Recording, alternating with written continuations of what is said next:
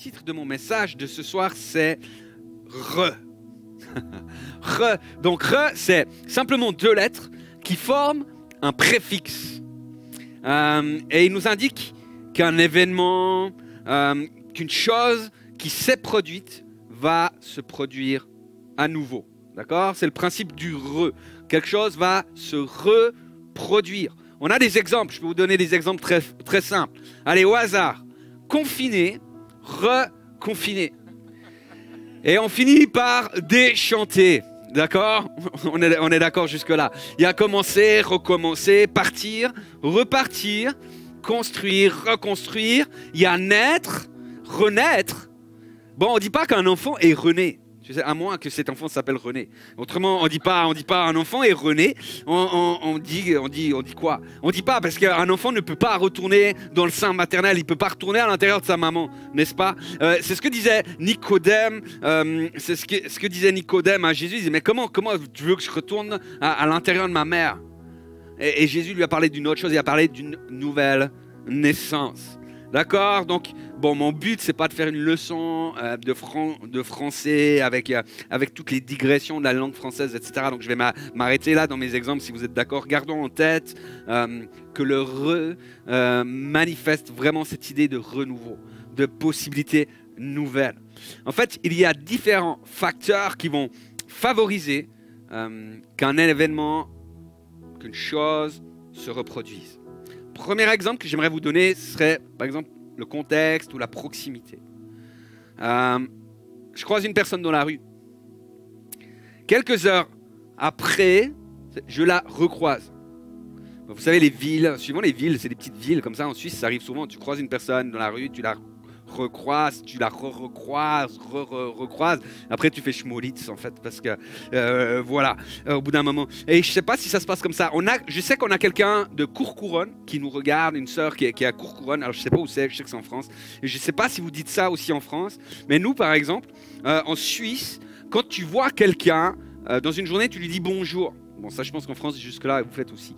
La question, c'est que, vous savez, souvent, quand vous la recroisez, cette personne, vous lui dites même pas rebonjour, vous lui dites juste re. Je sais pas, est-ce que vous faites ça en France? En tout cas, en Suisse, on fait ça et je plains les gens. Je sais pas comment ça s'est passé pour toi, Errol, quand tu arrives en Suisse, mais ouais, vous savez, je sais pas comment c'est pour les gens de langue étrangère, tu sais, parce qu'ils arrivent, tu sais, et tout d'un coup, ils entendent les gens qui se font tu sais, ils entendent un truc guttural, un peu comme ça, et ils doivent se dire, ils sont bizarres, ces Suisses. Alors, je sais pas si en France, il y a une réaction, je sais pas si notre sœur a répondu, mais volontiers qu'on prenne sa réponse après. Il y a d'autres choses qui se reproduisent de manière plus ou moins volontaire. Par exemple, quand il y a des choses qui sont bonnes et on se dit oh ça j'ai envie de le refaire. Exemple, une recette de cuisine, vous faites un truc hyper bon, vous dites ça et je vais le refaire. Il y a aussi par exemple les musées qui reproduisent les tableaux des grands maîtres pour les vendre après aux visiteurs. Parce que tu ne peux pas avoir le tableau original chez toi, mais on peut te donner une reproduction à la maison. Ou alors, vous savez, on voit ça avec les enfants. Quand vous allez vers une piscine ou comme ça, il y a un super toboggan, vous savez, avec des monstres virages, etc. Et les enfants, ils se disent, moi, je veux le refaire, tu sais, je veux revivre l'expérience. Et donc, ils vont de manière volontaire pouvoir renouveler la chose.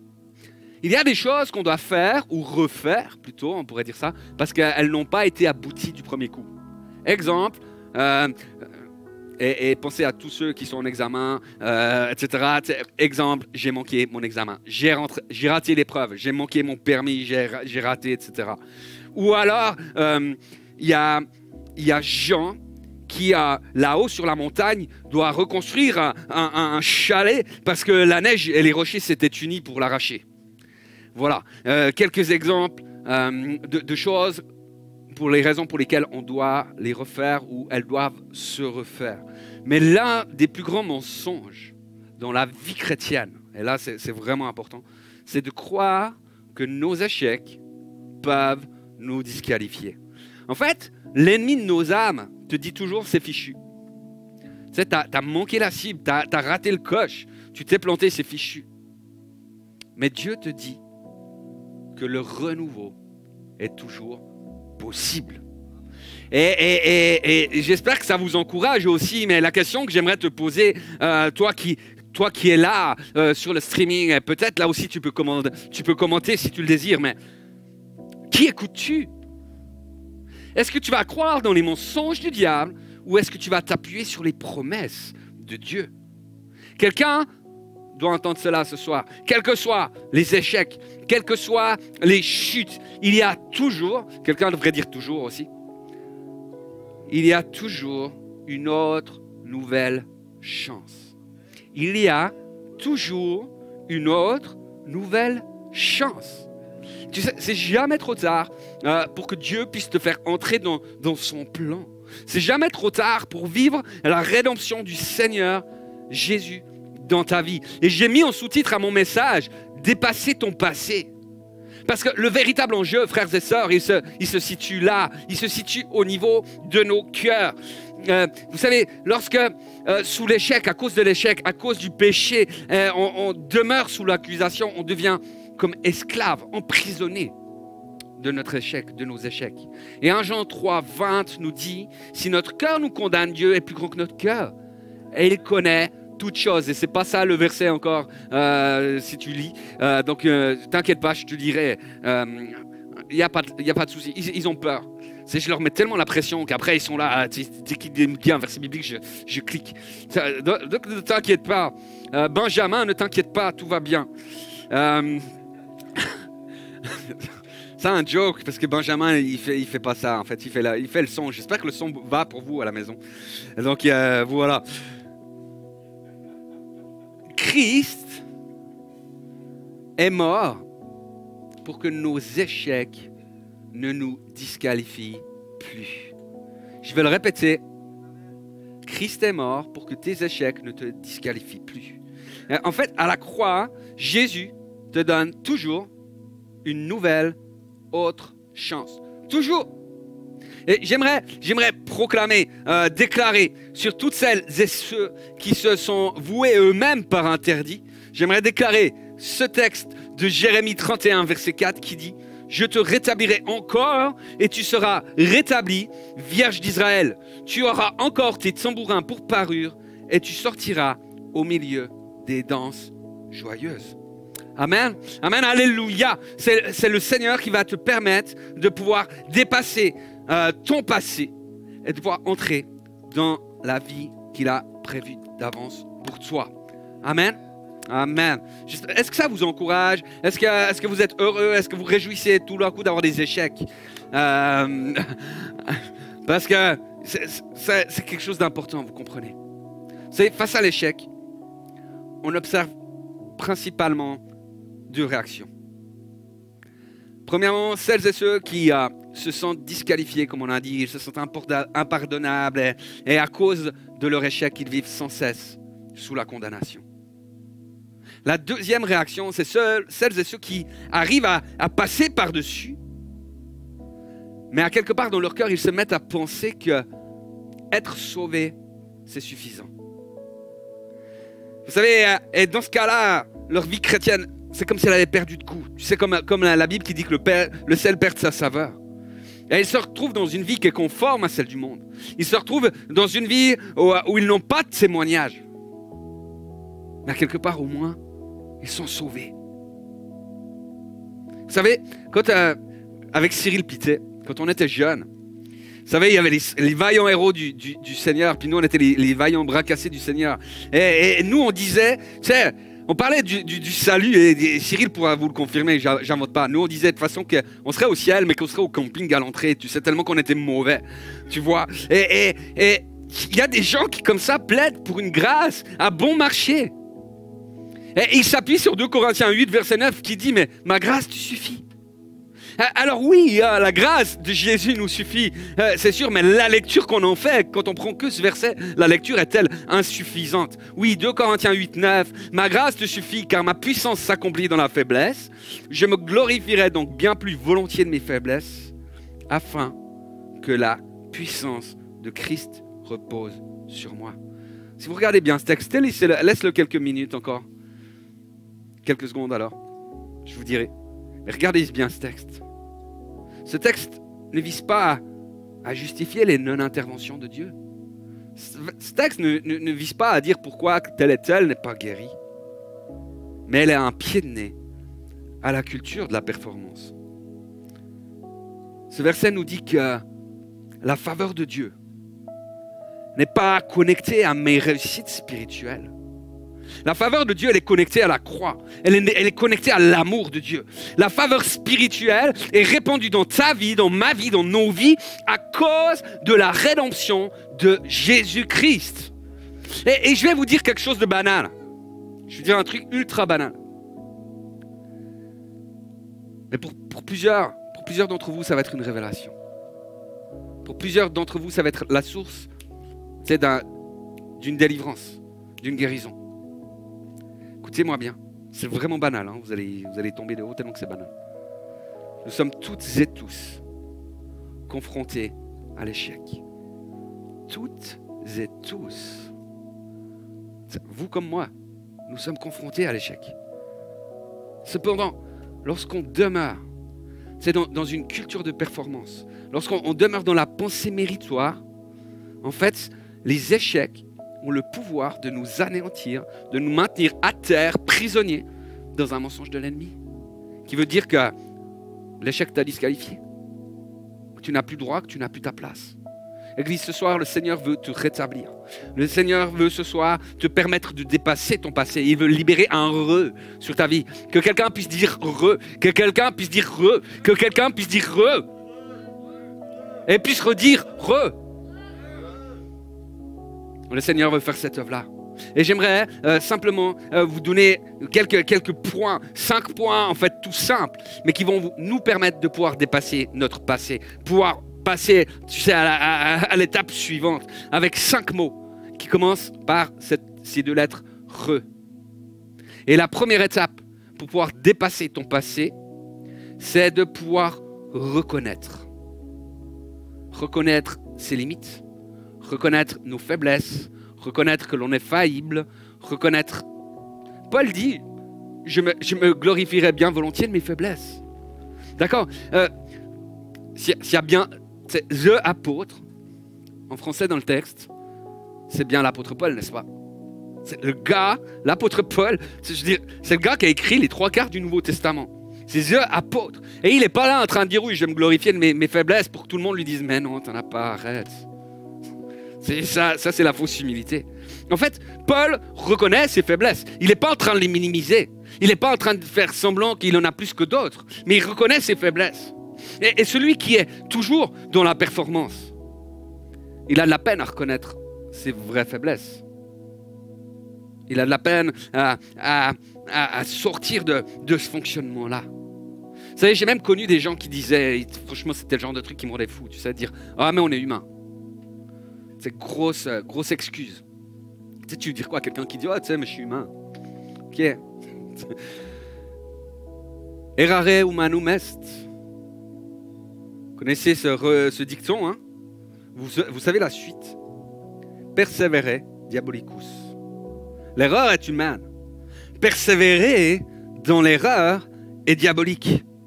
Autrement dit, la faute, le péché, l'erreur ne peut pas te disqualifier.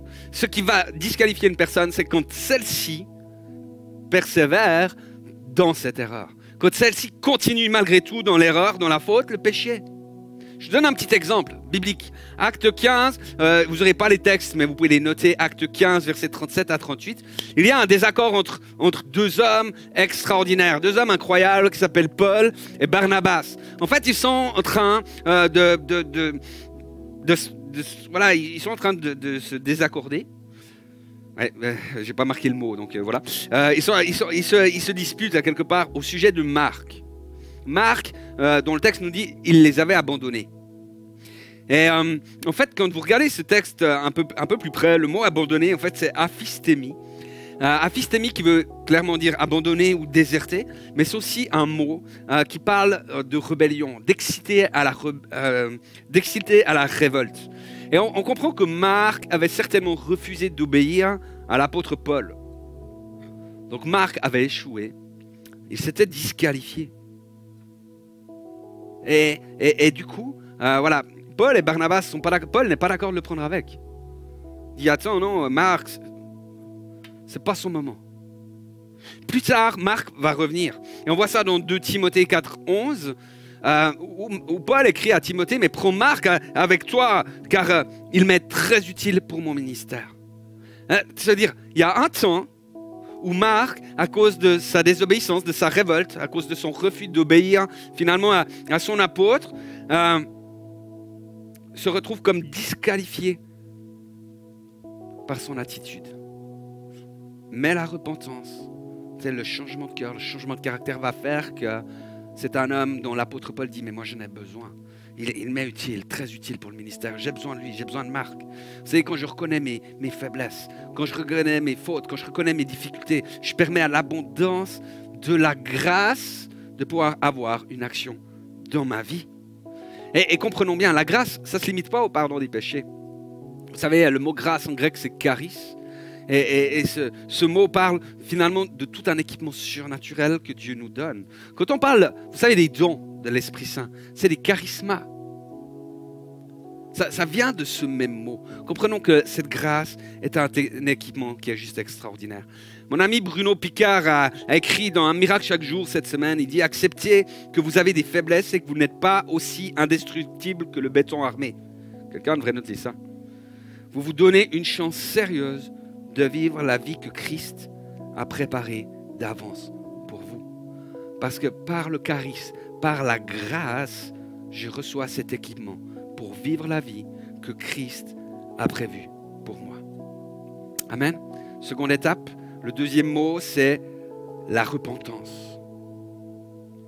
Dans Actes 3, versets 19 à 20, il est écrit « Repentez-vous donc et tournez-vous vers Dieu, afin que vos péchés soient effacés, pour que des temps de rafraîchissement viennent de la part du Seigneur. » La repentance te prépare à pouvoir vivre des temps de rafraîchissement. Est-ce que vous avez besoin à la maison de vivre des temps de rafraîchissement? N'hésitez pas à le dire. Mais la repentance que Dieu veut nous donner, c'est pas qu'on se sente comme des ratés.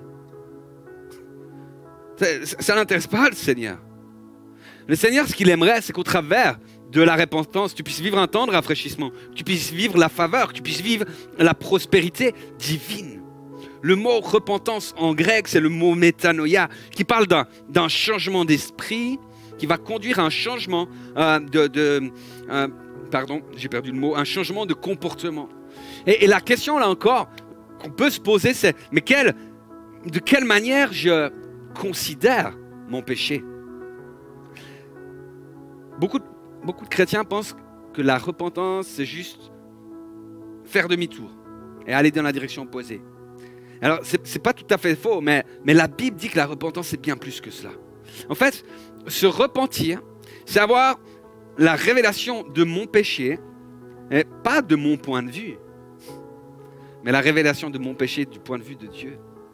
En fait, dans le Nouveau Testament, si on prend le mot vraiment complet, littéral de ce que signifie ce mot métanoïa, c'est éprouver des remords et se reprocher ses péchés contre Dieu, être contrit, désolé, vouloir changer de direction. Et véritablement, la différence ici se pose sur le mot vouloir. La vraie repentance te donne ce désir, cette volonté de changer. Apocalypse 2, versets 4 à 5 nous dit « Ce que j'ai contre toi, c'est que tu as abandonné ton premier amour. Souviens-toi donc d'où tu es tombé, repens-toi et pratique tes premières œuvres. » En fait, la repentance, il y a toujours un changement de direction. Quand tu as cette révélation du changement qui vient de Dieu, ça englobe dans ta vie un changement de direction. Donc le changement de direction, c'est 1, nous détourner notre péché. 2, changer de point de vue vis-à-vis de notre péché en vue de la miséricorde divine. Et 3, c'est rentrer à la maison. Ça ce serait pour l'exemple du fils prodigue, vous savez, qui dit de rentrer à la maison, mais dans l'Apocalypse, c'était de pratiquer les premières œuvres. Vous savez, dans Luc 15, quand on a la parabole du fils prodigue, quand le fils arrive à la maison, il dit à son père, j'ai péché contre le ciel et contre toi. Et comprenons bien que la repentance commence toujours par reconnaître ce que nous avons péché contre Dieu. C'est le Saint-Esprit qui nous convainc de pécher. D'accord? Donc, il nous permet de nous demander pardon à notre Seigneur, de rétablir la relation avec Dieu. Mais la deuxième phase, c'est tellement important, c'est de pouvoir reconnaître aussi nos fautes devant les hommes, les femmes qui ont été, comme dirait, même des dommages collatéraux, tu sais, de nos erreurs, de nos échecs, de nos manquements, de nos péchés. Parce que la repentance rétablit les relations. Ok? Ça, c'était pour le deuxième mot de la repentance. Le troisième mot, c'est retenir. La Bible dit, examinez toutes choses et retenez ce qui est bon. Et c'est un principe qui est valable pour la prophétie, qui est également valable pour toute chose. En fait, face à un échec, il est bon de pouvoir mesurer les tenants et les aboutissants, tu sais. Si tu fais une erreur, si tu fais une faute, c'est bien de savoir pourquoi tu as fait la faute, de manière à ne pas la recommettre et puis à ne pas tomber dans quelque chose de routinier comme ça. Donc c'est bon de pouvoir examiner les choses là. Et quelqu'un par contre doit entendre cela, c'est que Dieu ne nous appelle pas à fixer nos regards sur notre passé, sur nos échecs, sur ce qu'on a manqué, mais à fixer nos yeux sur le royaume de Dieu. Pourquoi? Parce que ton futur, il n'est pas inscrit par ton passé. Ça, c'est un mensonge de l'ennemi aussi. Ton futur, lorsque tu es en Christ, ton futur, il est inscrit par la destinée que Dieu a écrite pour toi. Et ça change quand même, n'est-ce pas? Enfin, trop de gens restent bloqués sur des « Ah, si j'avais su. Ah, j'aurais dû. Ou j'aurais pu. » Ils vivent dans les regrets. Mais vivre dans les regrets, c'est célébrer l'échec. Et l'espérance, c'est célébrer ce que Dieu va faire. Célébrer le royaume de Dieu. Célébrer ce qu'il a prévu pour toi. Et les regrets attaquent ton espérance. C'est très important de comprendre cela. Lorsque nous vivons dans les regrets, en fait, nous adorons l'échec. On rend gloire à l'échec. J'ai jamais rencontré quelqu'un qui dit « Ah, j'adore l'échec ». Peut-être jouer aux échecs, mais l'échec pas. Lorsqu'on vit dans les regrets, on place la capacité de rédemption de Dieu en dessous de nos échecs. Ça, c'est quelque chose de très fort. D'accord? Ce que ton âme doit retenir, ce n'est pas les regrets, ce n'est pas les échecs. Ce que ton âme doit retenir, ce qu'il est bon de pouvoir proclamer, c'est de pouvoir dire, c'est alors que j'étais dans la faiblesse, alors que moi-même n'étais pas à la hauteur, alors que ma vie était trop marquée par le péché. Alors l'Éternel a tendu sa main vers moi. Il m'a secouru, il m'a délivré. Il a fait une œuvre de puissance. C'est ça qu'on doit retenir. Église, il y a des choses, vous savez, il y a des choses qu'il faut inscrire dans le sable. Lorsque le vent de l'Esprit Saint, lorsque les vagues de la vie passent dessus, tout est effacé. Et il y a d'autres choses, tu dois les graver dans la pierre, dans le roc. Parce que ça, l'Esprit Saint ne veut pas l'effacer. Parce que ça, la vie ne l'effacera pas. Au contraire, ça va devenir un témoignage de la gloire de Dieu. Est-ce qu'on peut afficher Josué 4, versets 21 à 24, où il écrit « Lorsque plus tard vos enfants demanderont à leur père ce que sont ces pierres, vous leur expliquerez comment le peuple d'Israël a traversé le Jourdain à pied sec. Parce que l'Éternel votre Dieu a asséché le lit du fleuve devant vous jusqu'à ce que vous l'ayez traversé. Tout comme il avait asséché la mer des Roseaux devant nous pour que nous la traversions. Il a agi ainsi pour que tous les peuples de la terre sachent combien grande est sa puissance et pour que vous-même, vous révériez l'Éternel, votre Dieu, pour toujours. » Oh, alléluia, Église, imaginez un peu ce qui va se passer quand les gens vont commencer à lire ce qui est inscrit dans vos vies. Vous savez, le témoignage a une puissance de fou. Je vous encourage en tout cas à pouvoir inscrire, à pouvoir écrire les choses que Dieu fait pour vous. Concrètement, pratiquement, inscrivez-les. Témoignez, rendez témoignage de cela. Ça va rendre gloire à Dieu d'une manière nouvelle. Ça va libérer des héritages de puissance, de vie et de renouvellement sur vos fils et vos filles. Vous savez, on est très fort pour libérer des héritages mauvais, avec des mauvais comportements. Et on est très fort pour être à l'envers. Mais ce soir, le Seigneur dit, je place un sur toi. Je place une libération nouvelle sur toi. Je veux que ton témoignage soit un signe pour tes fils, un signe pour tes filles. Je veux que ça libère la faveur de Dieu sur ta maison. Je veux que ça libère la faveur de Dieu sur tes relations. Parce que le Seigneur Jésus-Christ est là pour toi. Parce qu'il l'aime, il t'aime, il t'a choisi, il t'a marqué de son sceau. Que son nom soit béni. La quatrième étape, frères et sœurs, la quatrième étape, c'est l'étape de renouveler. Comprenez, là, il y a aussi quelqu'un, il y a des gens qui doivent entendre ça. Lorsque nous vivons prisonniers de notre passé, vous savez, on est dans la douleur la plupart du temps. On vit des épuisements. On est comme usé. Et même beaucoup de chrétiens se sentent comme abandonnés spirituellement. C'est difficile, c'est dur. Mais la bonne nouvelle, Église, c'est que le Seigneur désire te renouveler. Il désire te rafraîchir aujourd'hui. Colossiens 3, verset 10, c'est une merveilleuse promesse pour les filles et les fils qui dit « Vous êtes revêtus de l'homme nouveau. Celui-ci, donc l'homme nouveau, se renouvelle pour être l'image de son Créateur afin de parvenir à la pleine connaissance. » Le renouvellement de Dieu pour ta vie, le renouvellement te transforme profondément dans ton identité. Ce n'est pas une œuvre que tu peux faire toi, par tes forces, par ta piété, par la pratique de ta religion. Ce renouvellement, c'est une œuvre de grâce faite par le Saint-Esprit, de gloire en gloire. La Bible dit, ceux qui espèrent en Dieu renouvelleront leur force, ils s'envoleront sur leurs ailes comme des aigles, ils courront, ne se lasseront pas, ils marcheront et ne s'évanouiront pas. C'est Ésaïe 40, 31. Tu peux courir sans te fatiguer. Tu peux marcher sans t'évanouir.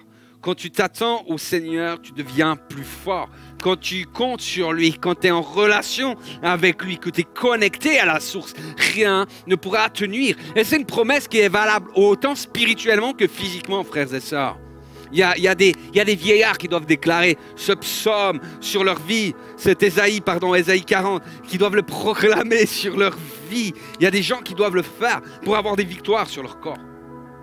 Le dernier mot que je veux prendre, la dernière étape, c'est le mot « rester ». Alors je sais que le « re » n'est pas tout à fait dans le trend qui est prévu à la base, mais quelque part je voulais que les mots soient au service du message et pas que les messages soient au service du mot. Donc rester, ça va, on peut me l'accorder, j'espère, en tout cas faites-moi grâce pour ça. Le verbe « rester », c'est le verbe « meno » en grec, qui veut dire rester, persévérer, attendre, demeurer. Et c'est ce même mot qui est utilisé dans Jean 15 où Jésus dit, mais si le sarment reste attaché au cep, il va apporter du fruit en abondance. Lorsque nous restons attachés à Jésus-Christ, lorsque nous restons continuellement avec lui, en sa présence, ses désirs deviennent nos désirs, sa volonté devient ma volonté, ses prières deviennent ma prière. Et c'est alors que nous recevons, c'est une promesse dans la Bible, Jean 15, lisez-le, nous recevons tout ce que nous demandons. Notre foi grandit, notre espérance se renouvelle, notre vie change parce qu'elle est marquée par la manifestation du royaume de Dieu. C'est le béaba, tu sais, c'est vraiment l'évangile. Des miracles, des signes, des prodiges, parce qu'on reste en Christ. Alors, en 5 points, qu'est-ce que ça veut dire rester en Christ? Rester en Christ, c'est rester dans la parole de Dieu. 2, rester dans la communauté chrétienne. 3, rester cohérent dans nos prières. 4, rester émerveillé par la création de Dieu. 5, rester fidèle dans le service. C'est comme ça qu'on reste, qu'on demeure attaché au Christ. Acte 11, versets 22 à 24, il nous est dit « La nouvelle parvint aux oreilles de l'église de Jérusalem qui envoya Barnabé à Antioche. Lorsqu'il arriva et vit l'évidence de la grâce de Dieu, il se réjouit et les encouragea tous à rester fidèles au Seigneur de tout leur cœur.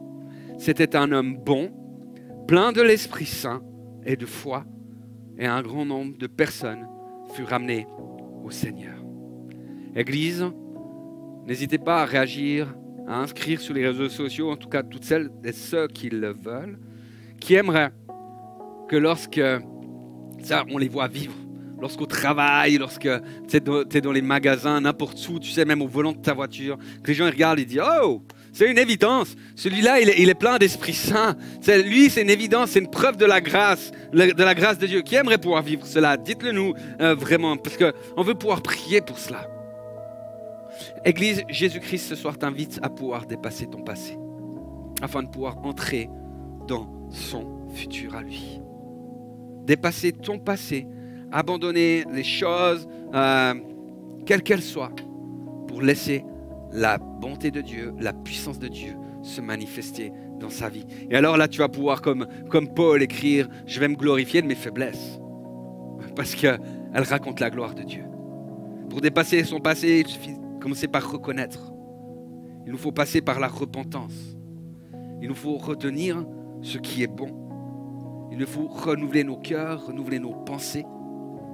Et il nous faut rester dans l'amour et la présence de Jésus-Christ. Ce soir, j'aimerais prier, tout simplement en finissant cette prédication, ce message, prier pour que le Seigneur fasse cette œuvre dans vos vies. Mais j'aimerais que vous toutes et tous qui êtes à la maison, qui êtes sur votre tablette, vous puissiez simplement faire écrire un petit « moi » pour toutes celles et ceux qui demandent au Saint-Esprit ce soir de pouvoir intervenir dans leur vie. Non seulement je vous demande ce mois, vous savez, pas pour pouvoir compter les mois à la fin, mais à quelque part sans vous et Dieu, ça ne me regarde pas. Mais j'aimerais que vous puissiez poser, graver un signe sur la toile ce soir que l'Esprit Saint agit et qu'il agit de manière puissante aussi dans ta vie, aussi dans ce que tu vis. Je t'invite à pouvoir faire cela, à écrire moi. Et je veux juste prier pour conclure et je repasserai la parole à Samuel. Merci Père, parce que tu avais tout prévu pour que notre passé ne vienne pas nous accuser. Merci parce que tu avais tout prévu pour qu'on puisse vivre une vie bien meilleure que celle que nous-mêmes arrivons à bâtir. Mais que nous puissions vivre la vie du ciel, la vie de rédemption, la vie de gloire que tu avais prévue pour nous d'avance. Saint-Esprit, tu connais nos faiblesses. Et je te prie qu'elles ne soient pas en autorité sur nos vies, qu'elles ne puissent pas nous enfermer, Seigneur, loin des projets que toi tu as prévus. Vraiment que nous perdions cette pensée de la faveur, de devoir mériter les choses, de toujours vouloir arriver à mieux par nos propres forces, et que nous nous laissions simplement visiter et transporter par toi. Transformer par toi, pardon. Oui, Seigneur, que nos vies soient des transports d'allégresse pour ton royaume. Et ce soir, nous voulons, comme nous l'avons déjà dit, mais pendant le temps de louange, mais Seigneur, on veut simplement déposer nos vies sur l'autel pour que toi-même, Seigneur, tu nous enflammes de ta gloire. Merci, Père, parce que tu permets, que tu libères le renouvellement sur chacun, chacune ce soir, moi inclus, et que tu permets qu'on entre dans ces belles œuvres que toi as prévues d'avance, Jésus. Que ton nom soit glorifié et magnifié à jamais. Amen. Que le Seigneur vous bénisse et qu'il vous permette toujours plus de dépasser votre passé.